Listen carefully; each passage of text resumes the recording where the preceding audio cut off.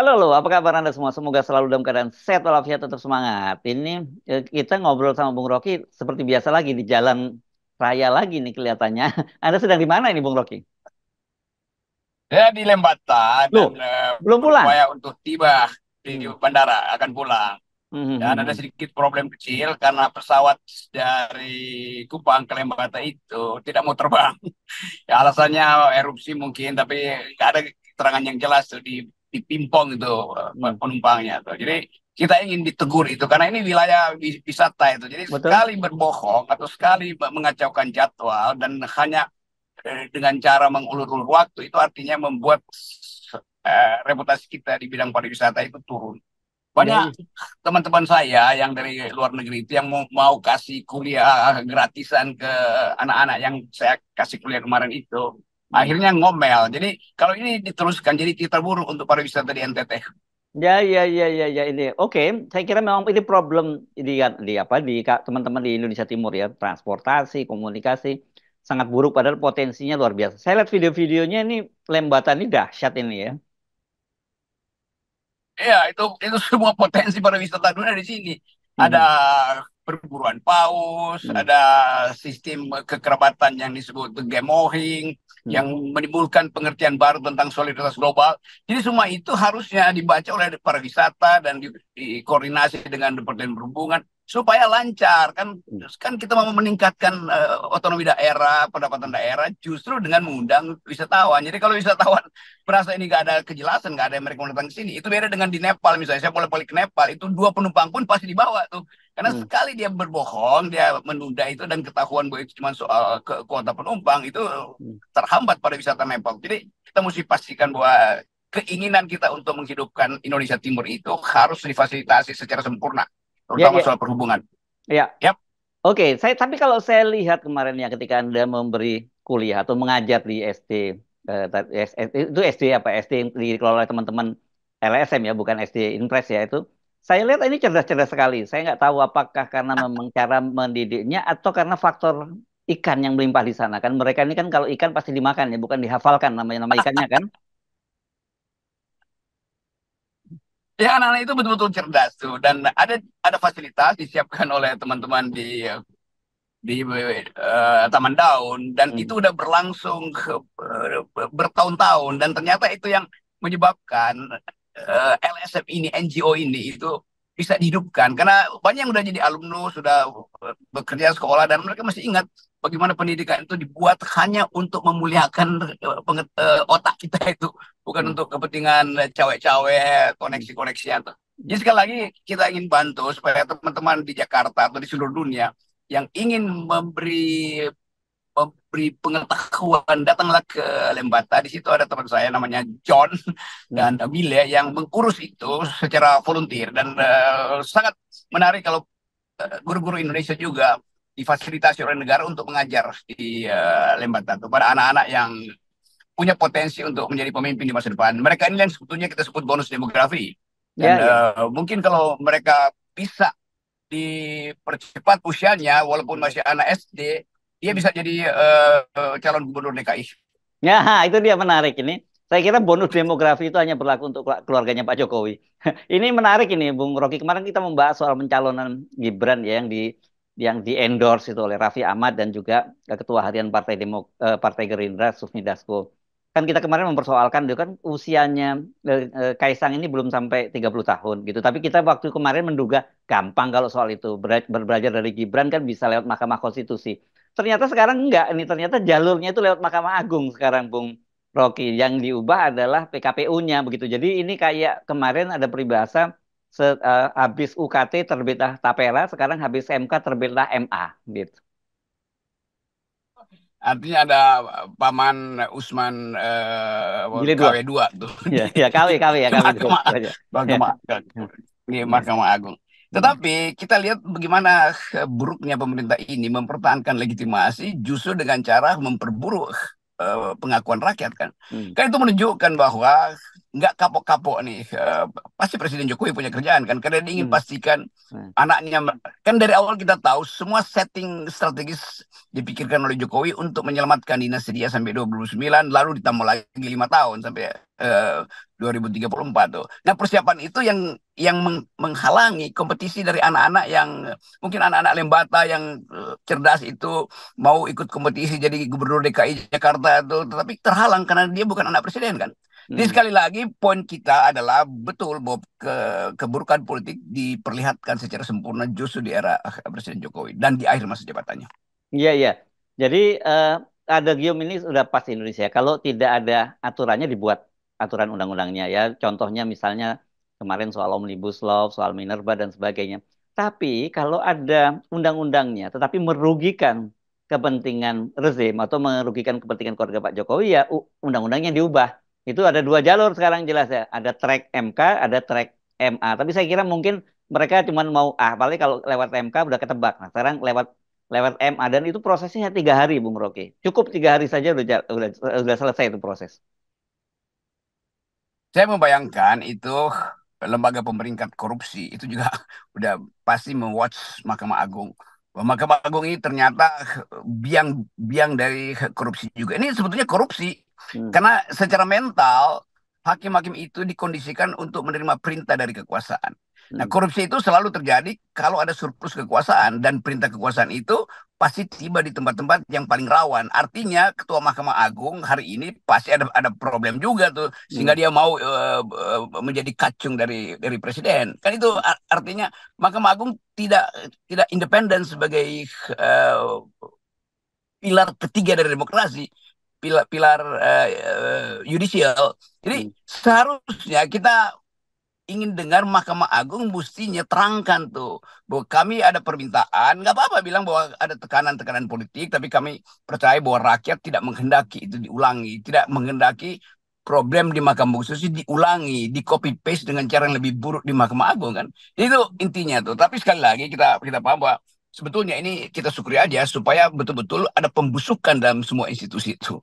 Nanti kita ingin juga nanti pengadilan yang lebih rendah mungkin mengiyakan kalau cucu presiden itu boleh boleh jadi lurah itu kan walaupun umur kan semua ini kan jadi absurd. Tetapi Ya. absurditas itu datang dari kalau kita uraikan kenapa jadi absurd karena tidak ada kemampuan dari eh, para pengawas kekuasaan ini, misalnya komisi yudisial mesti bereaksi dong Hmm. bahwa ini adalah melanggar etika publik itu karena dipaksakan dan kita tahu bahwa rencana itu sudah disiapkan oleh Jokowi di otaknya itu jauh sebelum bahkan Gibran disodorkan ke Mahkamah Konstitusi. Jadi satu paket lengkap sudah disetting di situ semua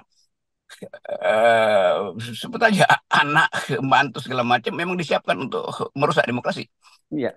Nah, ini kan seperti kita bahas kemarin dengan munculnya Gibran itu kemudian itu merusak konstelasi di kubu paslon 02 karena kan masing-masing partai di situ juga sudah punya calon seperti Golkar gitu juga udah punya sendiri. Kemarin kita sebut Kak Zulhas juga punya calon anaknya, tapi begitu tahu Gibran Kaisang saya kira dia langsung balik badan.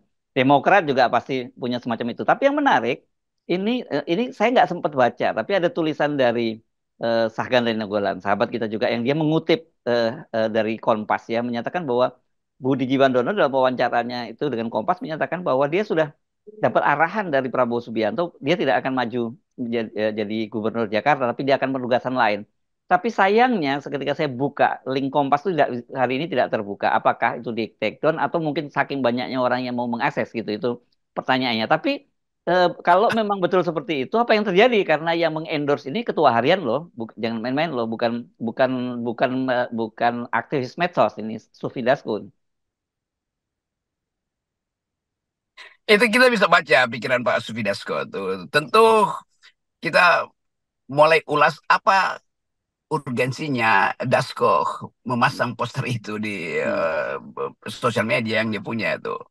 Jelas itu semacam insinuasi untuk menerangkan pada publik bahwa kami sudah punya kader tuh. Hmm. Hmm. Tetapi kita juga mesti baca bahwa Dasko itu sangat mungkin juga hanya mengucapkan itu atau dijadikan sebagai pemancing opini publik kan. Hmm. Hmm. Tetapi bagi saudara Budi tentu dia merasa bahwa berarti nggak ada konsultasi dong dengan saudara Budi yang dicalonkan di situ kan. Nah Mhm. ini yang memungkinkan kita berpikir bahwa di dalam Gerindra sendiri terjadi dinamika tuh. Mhm. Dan orang berupaya untuk mengulas apakah Dasko memang sengaja mendorong Budi itu supaya jadi gubernur DKI sehingga potensi untuk jadi ketua umum Gerindra itu hanya terbuka pada Dasko. Kan semua kecurigaan itu harusnya muncul kan. Jadi Mhm. Dasko juga mesti menerangkan. Nanti orang anggap bahwa Dasko akhirnya tidak patuh dong pada keputusan partai. Itu keputusan pribadi dia. Tapi sekali lagi kita hanya bisa menduga itu.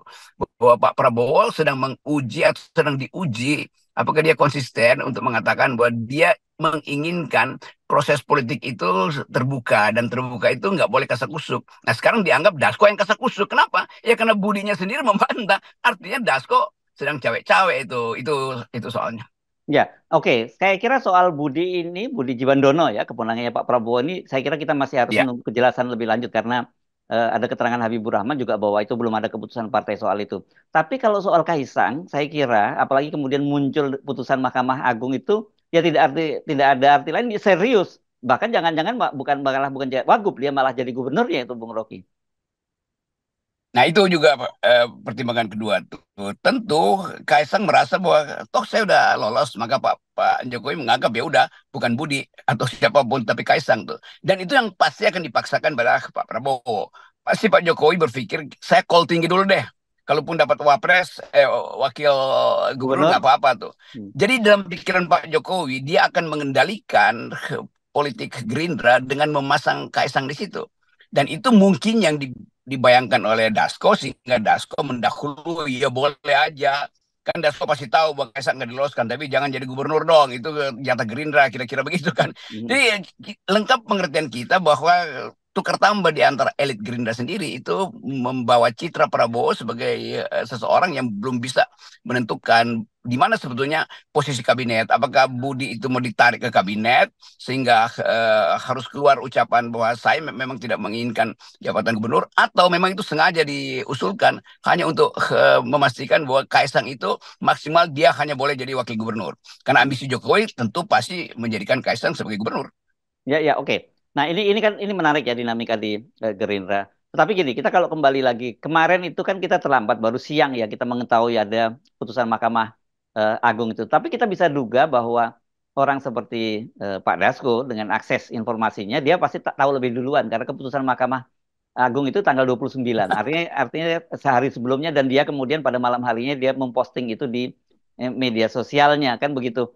Jadi ya ini apalagi Raffi. Sebelumnya Raffi ini juga mengaku dia sudah dipanggil oleh Pak Prabowo pada waktu itu katanya dia diminta kabarnya sih dia diminta untuk jadi calon wakil juga. Nah, ini saya kira dan kita tahu hubungan Raffi dengan Kaisang seperti apa. Raffi ini kan salah satu investor perusahaannya Raffi adalah Kaisang ya dengan Kaisang menjadi komisaris itu kan seperti pasti dia punya share di situ. Jadi ini memang kelihatannya memang harus kita fokus pada Kaisang. Saya kira soal Budi itu mungkin bisa aja kita sampingkan dulu.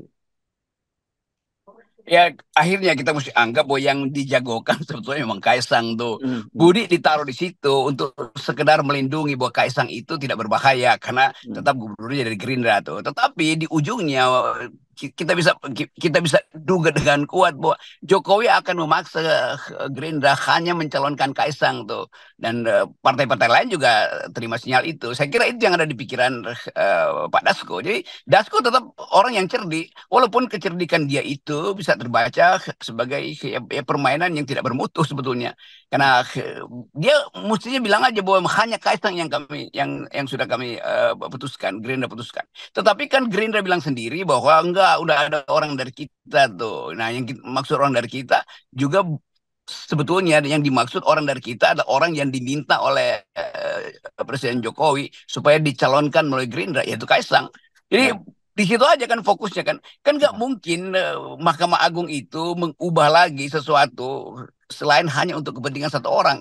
Jadi ini betul. semacam pengulangan aja dalam bentuk yang lebih buruk dari problem yang sama di Mahkamah Konstitusi. Ya, ya, ya.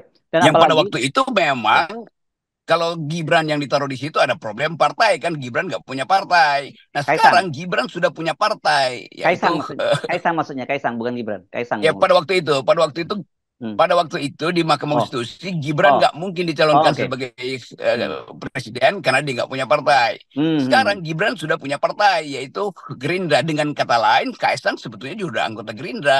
Kan mudah sekali kita kita pastikan itu.